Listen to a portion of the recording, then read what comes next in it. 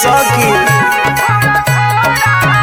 हमरा पियावा के कवनो ना जोड़ा बा सब गुण से भरल थोड़ा थोड़ा बा हमरो सजनवा तो लागेला भोला चल बाजारे तो लावेला छोला।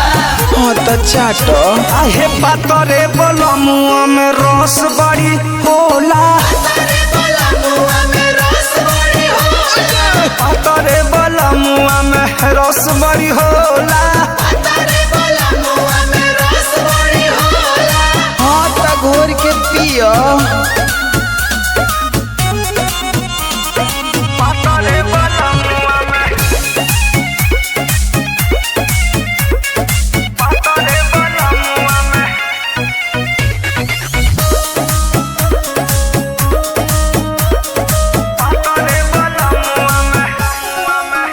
जब मारेला प्यार वाला चोट हम तो जानी पलंगिए पलो मजा देवेला ताजा सजनावा खाके किसमिस काजू खरो नहीं देखेला टाइम दिन हो की रात खेला करे शुरुआत कके मीठी मीठी बात कुल कर दहिया पिया के कोको कोला मुँह में खियावेला बरफ के गोला। हाँ तो चूसो आहे पातरे बोलो मुआ में रस बड़ी होला तारे बोला मुआ में रस बड़ी होला।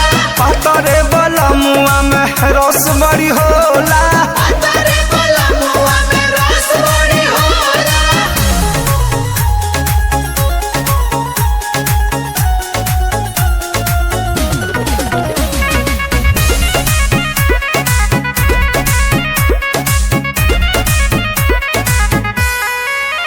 हरदम राखेला हमारे ख्याल दुनो गाल छुके पूछेला हाल करी केतना बड़ाई परमोध के जोड़ी मिलल बा एकदम कमाल नहीं रखे वो पास पूरा करे लायास रहे दूरे ना कान्हा आनंद अभिलाष बरखा बुनी चाहे गिरे ना बोला ओरे ना फरक भले फूटेला सोला।